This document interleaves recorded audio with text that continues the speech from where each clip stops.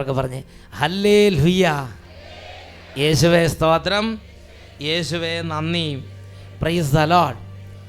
ഇന്ന് നാം ചിന്തിക്കുന്നത് ദിനവൃത്താന്തത്തിൻ്റെ 2-ാമത്തെ പുസ്തകത്തിലെ 20-ാം അധ്യായം 20-ാം വാക്യത്തിൻ്റെ അവസാന വചനഭാഗമാണ്.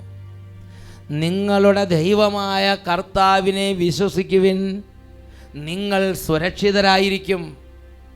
അവിടുത്തെ പ്രവാചകന്മാരെ വിശ്വസിക്കുവിൻ, നിങ്ങൾക്ക് വിജയം കൈവരും. Hallelujah, hallelujah. പ്രിയപ്പെട്ട ദൈവമക്കളെ, ഒരച്ഛൻ ഒരു കാര്യം പറഞ്ഞാൽ അത് വിശ്വസിച്ച് സ്വീകരിക്കണം. അനുഗ്രഹം പ്രാപിക്കാനുള്ള ഒരു എളുപ്പ വഴിയായി നമ്മുടെ കർത്താവ് നമുക്ക് നൽകിയിട്ടുള്ള ഒരു മാർഗമാണ് അവിടുത്തെ പ്രവാചകന്മാരെ വിശ്വസിക്കുക. Praise the lord, praise the lord, hallelujah. Attappadi Sehion ധ്യാന കേന്ദ്രത്തിൽ ഏകദിന ധ്യാനം നടക്കുമ്പോൾ ബാംഗ്ലൂരിൽ നിന്ന് ഒരു കുടുംബം വന്നു.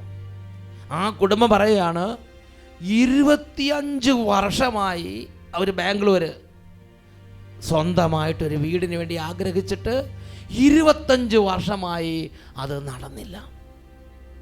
അങ്ങനെ ഇരിക്കുമ്പോൾ ബാംഗ്ലൂർ കൺവെൻഷനിൽ ഈ കുടുംബം ഒരു പിടി മണ്ണും ഒരു പ്ലാനുമായി അച്ഛൻ്റെ അടുത്തേക്ക് വന്നു. അച്ഛനൊരു ആശീർവാദം കൊടുത്തിട്ട് പറഞ്ഞു, നിങ്ങൾ വിചാരിക്കുന്നതിനേക്കാൾ നല്ലൊരു വീടുണ്ടാവും. ഒരു 2 സെൻറ്റൻസ് എങ്ങനെ ദൈവം പ്രവർത്തിച്ചു എന്ന് നമുക്ക് ശ്രദ്ധിക്കാം. എൻ്റെ പേര് മിനി ടോം.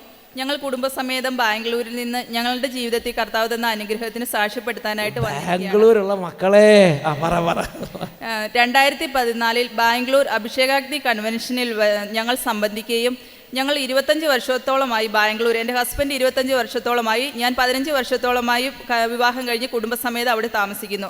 ഇത്ര വർഷങ്ങളായിട്ടും ഞങ്ങൾക്ക് സ്വന്തമായി ഒരു ഭവനമില്ലായിരുന്നു. 25 വർഷത്തോളമായി, പക്ഷെ സ്വന്തമായിട്ടൊരു വീട് ബാംഗ്ലൂർ ഇല്ല. ഞങ്ങൾ ഇതിൻ്റെ കാരണത്താൽ വളരെയധികം വിഷമിച്ചിരുന്നു.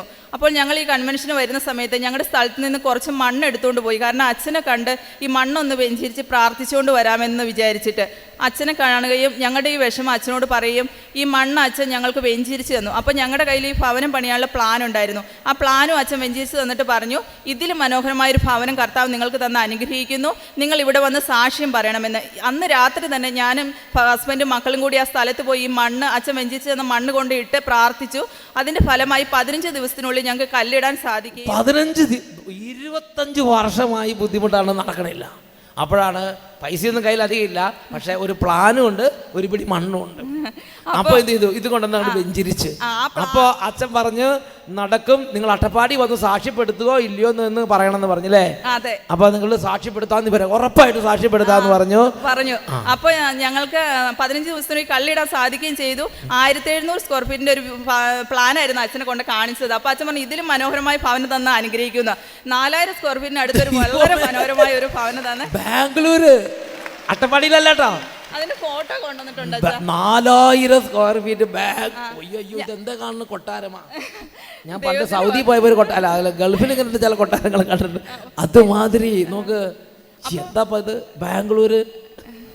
അച്ഛൻ അപ്പോൾ ഞങ്ങൾക്ക് എൻ്റെ ഹസ്ബൻഡ് സ്വന്തമായി ഒരു ബിസിനസ് ആയതുകൊണ്ട് നല്ല തിരക്കാണ്. അപ്പം ഞങ്ങളുടെ പപ്പ 1.5 വർഷത്തോളം അവിടെ വന്ന് താമസിച്ച് ഞങ്ങൾക്ക് ഈ ഭവനം പണിത് ഞങ്ങൾ ഭവനത്തെ പറ്റി ഒരു ടെൻഷനും അനുഭവിച്ചില്ല.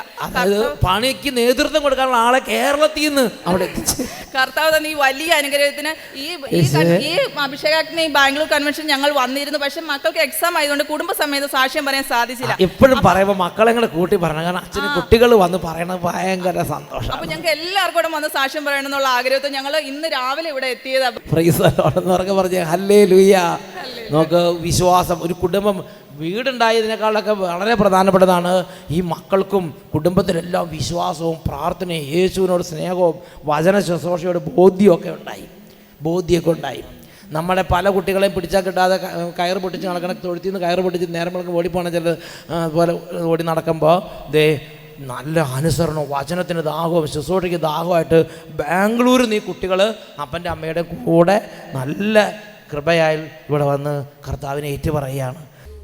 പ്രിയപ്പെട്ട ദൈവമക്കളെ, സംഖ്യയുടെ പുസ്തകം 16-ാം അധ്യായം അതിൽ 9-ാം തിരുലിഖിതം കർത്താവ് ഒരു ചോദ്യം ചോദിക്കുകയാണ്. പണ്ട് എനിക്ക് ഒരച്ഛനായിരിക്കണതിൽ വലിയ ഒരു വൈദികൻ്റെ ശുശ്രൂഷ ചെയ്ത് ഇങ്ങനെ പോകുന്നതിൽ വലിയൊരു മതിപ്പ് തോന്നിയിരുന്നില്ല. ഒരു വൈദികൻ്റെ ലോഹ ധരിച്ച് നടക്കുക, അല്ലെങ്കിൽ ഒരു വൈദികൻ തലേ കൈവച്ച് എപ്പോഴും ഇങ്ങനെ പ്രാർത്ഥിച്ചുകൊണ്ടിരിക്കുക, കുമ്പസാരിപ്പിക്കുക, കുർബാന അർപ്പിക്കുക, എപ്പോഴും പള്ളിയിരിക്കുക, എപ്പോഴും കൊന്തയില്ല. ഇത് മാത്രം, ഇതെന്താ? അത് എനിക്കൊരു വൈദിക ജീവിതത്തെക്കുറിച്ച് മതിപ്പ് തോന്നുന്നതൊരു കാലഘട്ടം. ആ കാലഘട്ടത്തിൽ സംഖ്യയുടെ പുസ്തകം 16-ാം അധ്യായം 9-ാം വാക്യത്തിൽ ദൈവമായ കർത്താവ് ഒരു ചോദ്യം ചോദിക്കുന്നുണ്ട്. അതെൻ്റെ ശ്രദ്ധയിൽപ്പെട്ടു. സംഖ്യ 16:9 വചനം ഇങ്ങനെ വായിക്കണത്: കർത്താവിൻ്റെ കൂടാരത്തിൽ ശുശ്രൂഷ ചെയ്യുന്നതിനും സമൂഹത്തിന് മുമ്പിൽ നിന്ന് സേവനമനുഷ്ഠിക്കാനും ഇസ്രായേലിൻ്റെ ദൈവം സമൂഹത്തിൽ നിന്ന് നിങ്ങളെ വേർതിരിച്ചത് നിസ്സാരമായ കാര്യമാണോ? എനിക്ക് നിസ്സാരമായ കാര്യം പോലെ തോന്നിയിരുന്നു. പല ആളുകൾക്ക് ഒരു അച്ഛനെ കണ്ടാൽ നിസ്സാരമാണ് തോന്നുക. ചില അച്ഛന്മാരെ കണ്ടാൽ ചില റെസ്പെക്റ്റ് ഒക്കെ തോന്നുന്നുണ്ട്. പക്ഷെ പല അച്ഛന്മാരെ കാണുമ്പോഴും പലർക്കും തീരെ നിസ്സാരം എന്ന് തോന്നിപ്പിക്കത്തക്ക വിധം പിശാച് നമ്മുടെ ബോധമണ്ഡലത്തെ മൂടിക്കളഞ്ഞ് മറച്ച്. അതുകൊണ്ട് ആ വൈദികൻ്റെ ശുശ്രൂഷ വഴി നമ്മുടെ കുടുംബം അനുഗ്രഹം പ്രാപിക്കാൻ ഇടവരാതിരിക്കാൻ സാത്താൻ കൗശലപൂർവം അവൻ്റെ വഞ്ചന നമ്മുടെ നേരെ പ്രയോഗിക്കുകയാണ്. പ്രിയപ്പെട്ട ദൈവമക്കളെ, ഒരു അച്ഛന് പൗരോഹിത്യം കിട്ടിയാൽ പിന്നെ ആ അച്ഛൻ്റെ വിശുദ്ധി കൊണ്ടോ ആ അച്ഛൻ്റെ എന്തെങ്കിലും ശ്രേഷ്ഠത കൊണ്ടോ അല്ല പിന്നെ അവിടെ ദൈവശക്തി പ്രവർത്തിക്കുന്നത്. ദൈവം ആ അച്ഛൻ്റെ മേൽ ദാനമായി നൽകിയിരിക്കുന്ന പൗരോഹിത്യത്തിൻ്റെ വലിയ അത്ഭുത ശക്തിയാൽ ദൈവത്തിൻ്റെ ശക്തി ആ അച്ഛൻ ശുശ്രൂഷ ചെയ്യുന്ന സ്ഥലങ്ങളിൽ അങ്ങോട്ട് വ്യാപരിക്കും.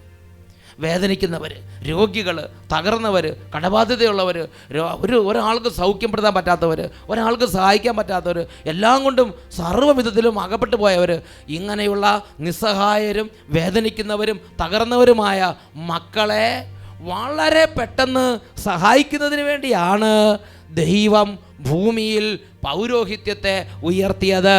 ഉറക്കെ പറഞ്ഞേ ഹല്ലേലൂയ, ഹല്ലേലൂയ. വിശുദ്ധ മത്തായിയുടെ സുവിശേഷത്തിൽ 10-ാം അധ്യായത്തിൽ 8-ാമത്തെ വാക്യത്തിൽ നമ്മൾ വായിക്കുന്നത് എങ്ങനെയാണ്?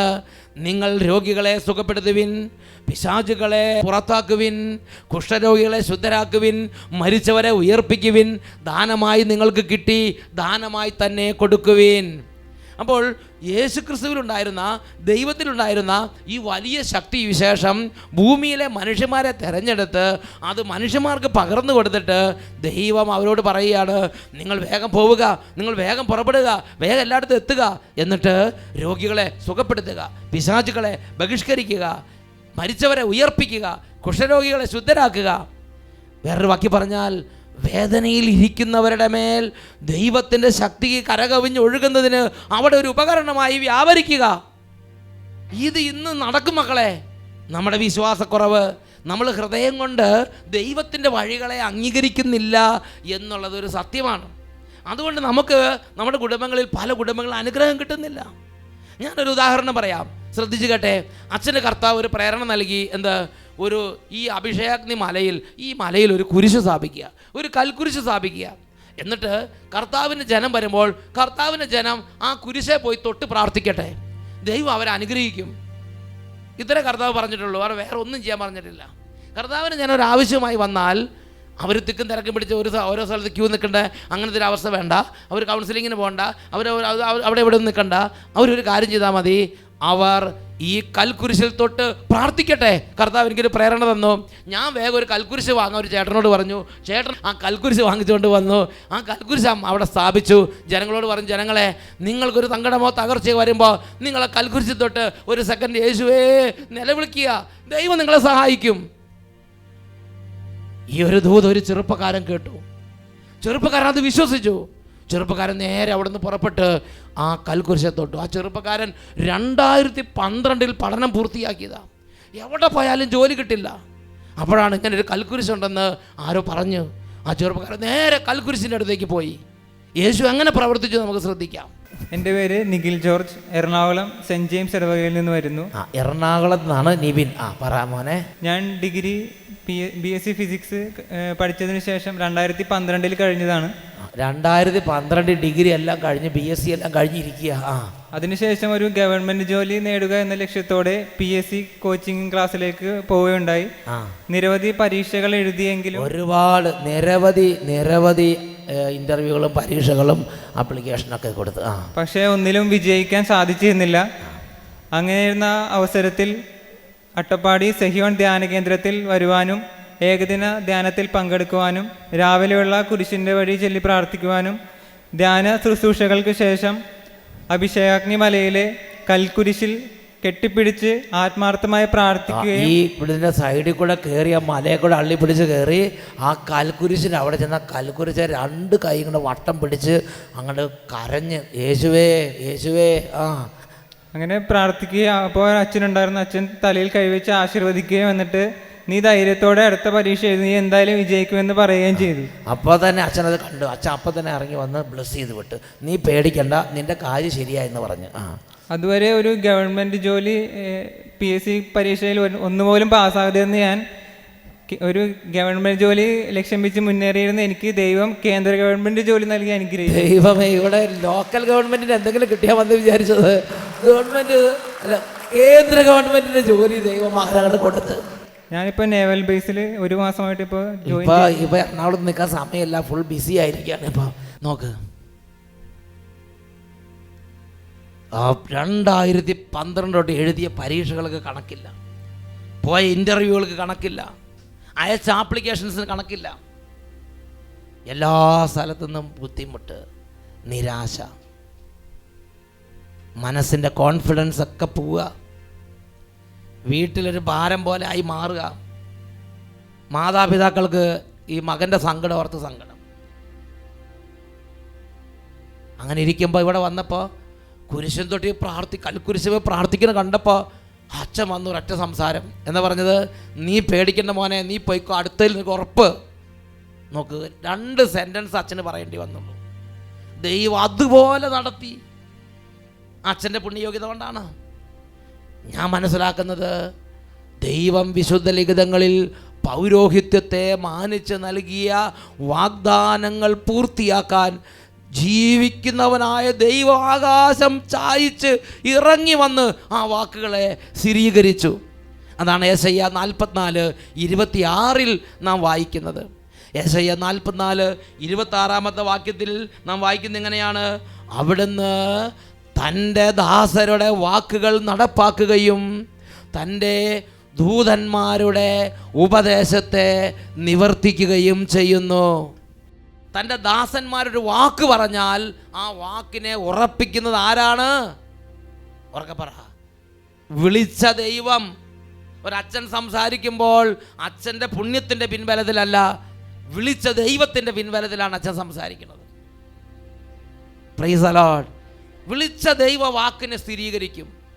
വചനം പഠിപ്പിക്കുകയാണ്, അവിടുന്ന് തൻ്റെ ദാസന്മാരുടെ വാക്ക് ഉറപ്പിക്കുകയും തൻ്റെ ദൂതന്മാരുടെ ഉപദേശത്തെ ഒരു ദൂതനൊരു ഉപദേശം കൊടുത്തു. എന്താ ഉപദേശം? ആ കൽക്കുരിശിൽ തൊട്ട് പ്രാർത്ഥിക്കുക, ആ പള്ളിയിൽ കയറി 9 എത്രയും തീയുള്ള മാതാവ് ചെല്ല്, അല്ലെങ്കിൽ ഒരു കുർബാനയിൽ പങ്കെടുക്ക്, നന്നായിട്ടൊന്ന് കുമ്പസാരിക്ക്, അല്ലെങ്കിൽ നിങ്ങൾ ഒരു കുരിശിൻ്റെ വഴി നടത്ത്, അല്ലെങ്കിൽ ഒന്ന് നന്നായിട്ടൊന്ന് നിങ്ങളുടെ പാപങ്ങളെ കുറിച്ച് അനുദപിക്ക്. ഒരു ഉപദേശം, സന്ധ്യാപ്രാർത്ഥന വീട്ടിലേക്ക് പോ, എല്ലാ ദിവസവും വീട്ടിൽ സന്ധ്യാപ്രാർത്ഥന, ഇങ്ങനെ ഒരു ഉപദേശം തന്നാൽ ആ ഉപദേശത്തിൽ ഒരു അനുഗ്രഹം ഇരിക്കുന്നുണ്ട്. ആ ഉപദേശത്തിൽ നിങ്ങളുടെ പ്രശ്നം പരിഹരിക്കാനുള്ള ഔഷധം ഇരിക്കുന്നുണ്ട്.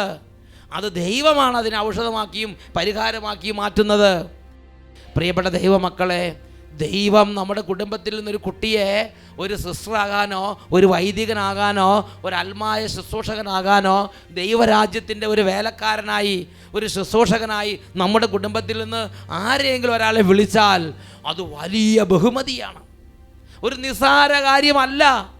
കർത്താവ് ചോദിക്കുകയാണ്, സമൂഹത്തിന് മുമ്പിൽ നിൽക്കാനും എൻ്റെ സന്നിധിയിൽ ശുശ്രൂഷ ചെയ്യാനും ഞാൻ സമൂഹത്തിൽ നിന്ന് നിങ്ങളെ വേർതിരിച്ചത് ഒരു നിസ്സാര കാര്യമാണോ?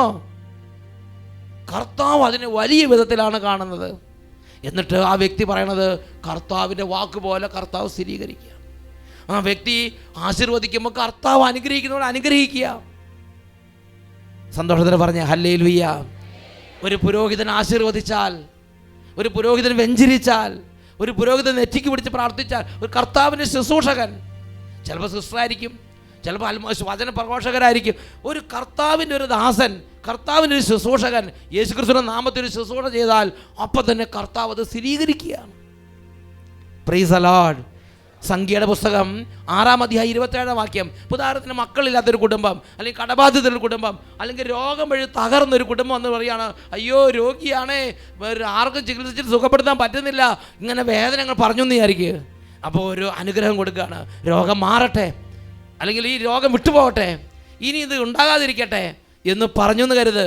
അപ്പോൾ തന്നെ ദൈവം എങ്ങനെ അതിനോട് റിയാക്ട് ചെയ്യുമെന്ന് സംഖ്യ 6:27 രേഖപ്പെടുത്തപ്പെട്ടിട്ടുണ്ട്. അങ്ങനെ ഒരു കാര്യം പ്രാർത്ഥന ഉച്ചരിക്കുമ്പോൾ പറയാണ്, അപ്പോൾ ഞാൻ അവരെ അനുഗ്രഹിക്കും. സംഖ്യയുടെ പുസ്തകം 6-ാം അധ്യായത്തിൻ്റെ അവസാനത്തെ പാരഗ്രാഫിൻ്റെ അവസാനത്തെ സെൻറ്റൻസാണ് 27-ാമത്തെ വാക്യം.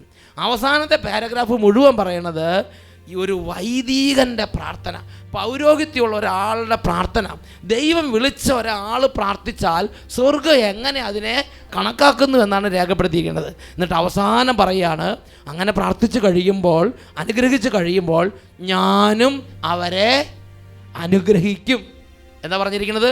ഞാനും അപ്പോൾ അവരെ അനുഗ്രഹിക്കും. ഇന്നലെ ഇവിടെ ഒരു കുടുംബം വന്നു.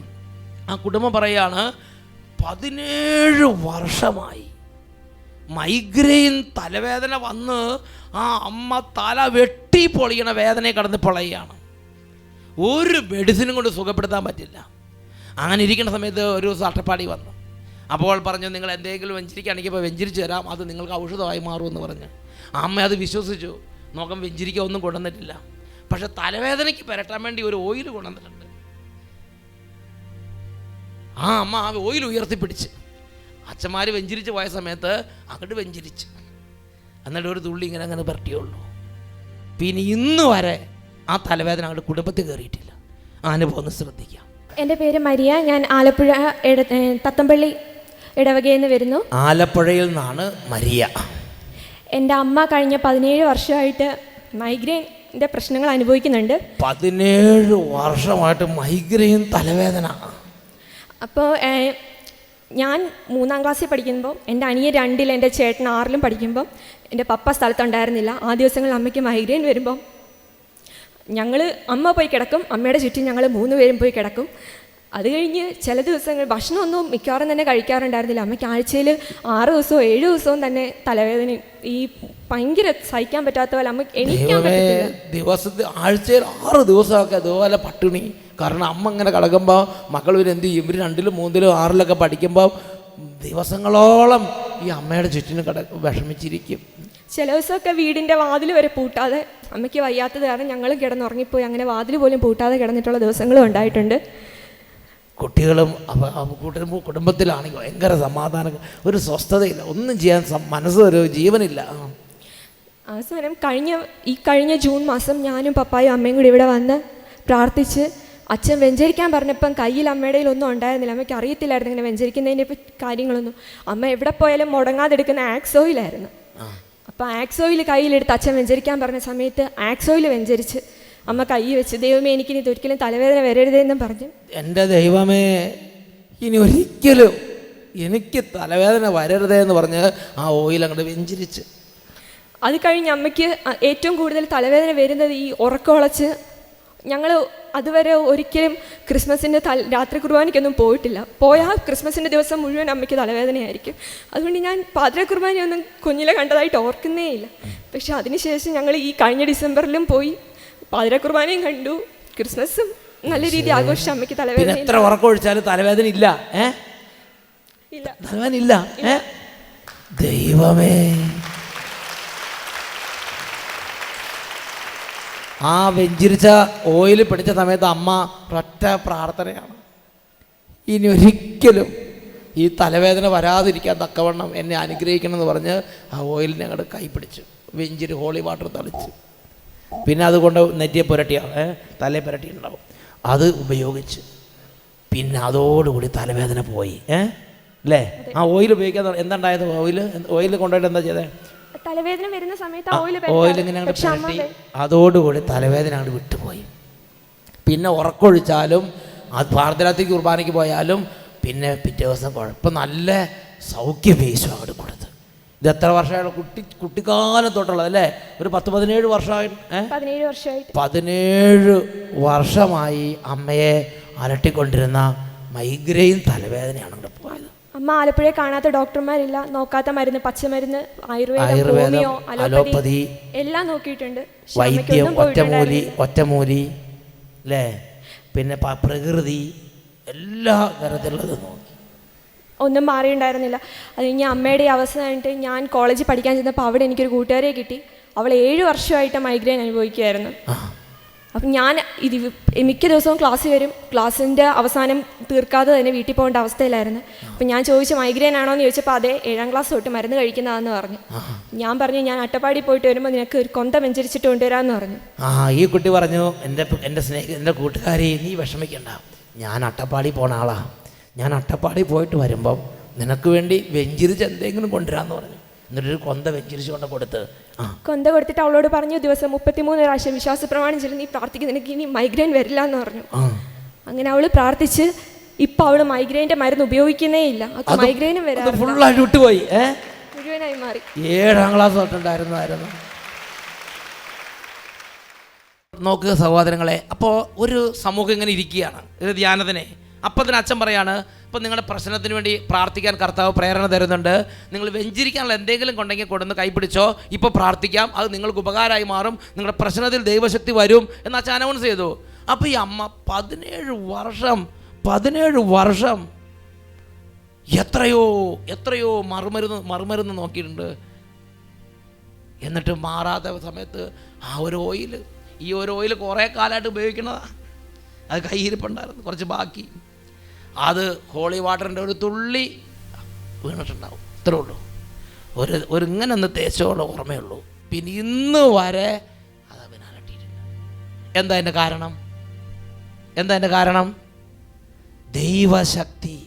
ദൈവം അപ്പം തന്നെ തൊട്ടു. ഈ വെഞ്ചരിച്ച സാധനം കൊണ്ടുപോയി പെരട്ടി ആ ക്ഷണത്തിൽ തന്നെ ദൈവം അവരെ തൊട്ടു.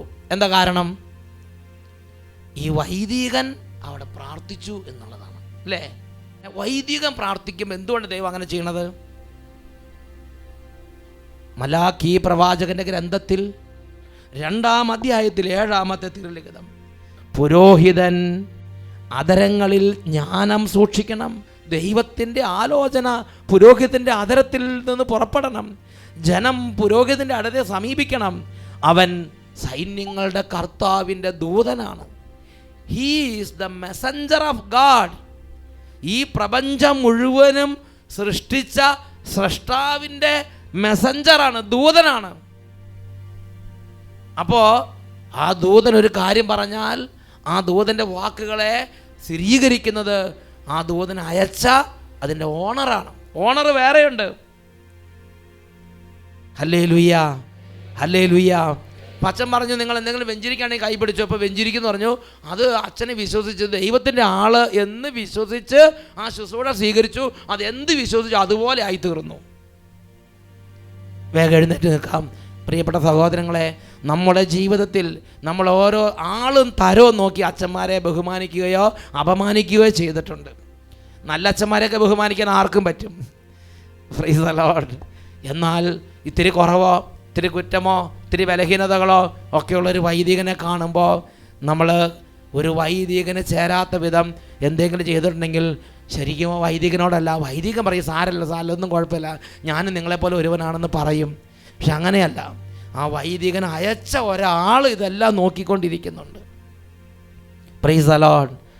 ആ വൈദികൻ ഇപ്പം ഞാനിവിടെ നിൽക്കുമ്പോൾ എൻ്റെ സ്വന്തം അതോറിറ്റിയിലല്ല ഞാനിവിടെ നിൽക്കുന്നത്.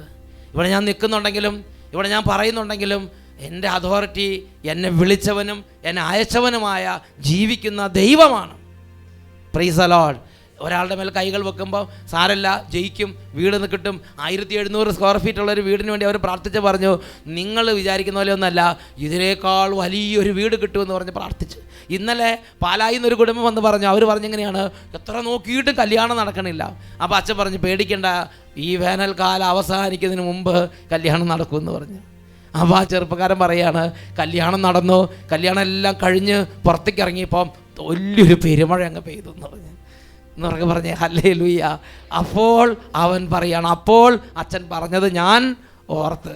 എൻ്റെ കല്യാണം കഴിയുമ്പോൾ വേനൽക്കാലം തീരുന്നതിന് മുമ്പ്, അടുത്ത മഴയ്ക്ക് മുമ്പ് കല്യാണം നടക്കൂ എന്ന് അച്ഛൻ പറഞ്ഞത് അപ്പോൾ അവൻ ഓർത്ത്. നമുക്ക് ദൈവം ഓർമ്മിപ്പിച്ചു എന്നൊക്കെ പറഞ്ഞേ ഹല്ലേലൂയ. അപ്പോൾ ഞാൻ മാത്രമല്ല, ലോകത്തിൽ ദൈവം തിരഞ്ഞെടുത്ത ദൈവത്തിൻ്റെ ദാസര്, വചനപ്രഘോഷകരുണ്ട്, സിസ്റ്റേഴ്സുണ്ട്, വൈദികരുണ്ട്, കർത്താവിൻ്റെ നാമത്തിൽ വേർതിരിക്കപ്പെട്ട കർത്താവിൻ്റെ ശുശ്രൂഷകരെ നാം ഹൃദയം കൊണ്ട് സ്വീകരിച്ച് ആ ശുശ്രൂഷ സ്വീകരിച്ചാൽ അവരിലൂടെ കർത്താവ് അങ്ങോട്ട് പ്രവർത്തിക്കുകയാണ്. അപ്പം അച്ഛൻ പറയണ പോലെ തന്നെ ആ കാര്യം മനസ്സിലായപ്പോൾ ആ കുട്ടി പറഞ്ഞു, കോളേജിൽ പോയിട്ട് വേറൊരു കുട്ടിയോട്, മോളെ നീ പേടിക്കണ്ട, നിനക്ക് 7 വർഷമായി, ഞാൻ ഒരു കാര്യം വെഞ്ചിരിച്ചൊരു സാധനം തരാം, നീ ഉപയോഗിച്ചാൽ മാറുമെന്ന് പറഞ്ഞു. ദൈവ ആ കുട്ടിയിലൂടെ പ്രവർത്തിച്ച്. അതാണ് പുതിയ നിയമത്തിലെ കർത്താവ്. എന്നൊക്കെ പറഞ്ഞേ ഹല്ലേലൂയ. ഒന്നുറക്കെ പറഞ്ഞേ ഹല്ലേലൂയ. ഈ സമയം 2 കരങ്ങൾ ഉയർത്തി നമുക്ക് കർത്താവിനെ സ്തുതിക്കാം. ഹല്ലേലൂയ, ഹല്ലേലൂയ, യേശുവേ, യേശുവേ, യേശുവേ, യേശുവേ, യേശുവേ. കഴിഞ്ഞ നാളുകളിൽ ഏതെങ്കിലും വൈദികരെ അപമാനിക്കുകയോ ഏതെങ്കിലും വൈദികരെ ബഹുമാനം ഇല്ലാതിരിക്കുകയോ ചെയ്തിട്ടുണ്ടെങ്കിൽ അതെല്ലാം ഇപ്പോൾ കഴുകിക്കളഞ്ഞ് ഞങ്ങളൊരു പുതിയ സൃഷ്ടിയാക്കണമേ യേശുവേ. അവിടുത്തെ പരിശുദ്ധ രക്തത്താൽ കഴുകണമേ. എൻ്റെ ഇരുൾ നീക്കി, അന്ധകാരം നീക്കി, എൻ്റെ ഉള്ളം തെളിക്കണമേ.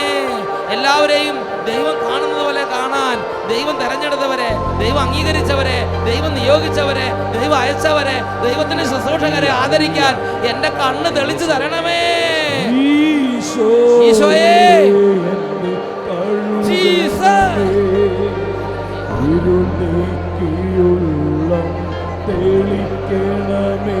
ഈശോയേ, കഴുകണമേ, ഇരുനീക്കിയുള്ള തെളിക്കണമേ. സർവാംഗ എന്നെ നീ ശുദ്ധനാക്കൂ, സവിശേഷമെന്നെ നീ ശോഭിതനാക്കൂ.